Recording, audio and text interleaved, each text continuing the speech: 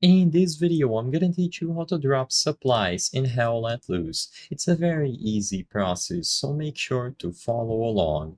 In order to acquire supplies, you will have to get a supply truck. One supply truck will spawn at the beginning of every Warfare match. After this, you or your squad leader must radio or text the commander requesting a new supply truck.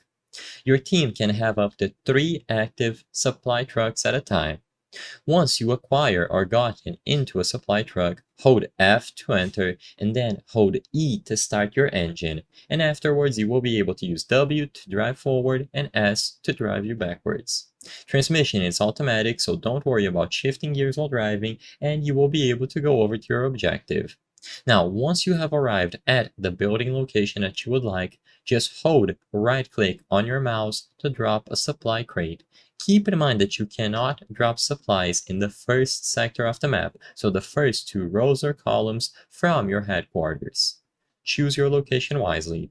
Your truck will deposit 1 crate of 2 crates of 150 supplies directly behind the truck. For this reason, you must ensure there is adequate space before you start dropping, or the game may not let you lay the supplies down.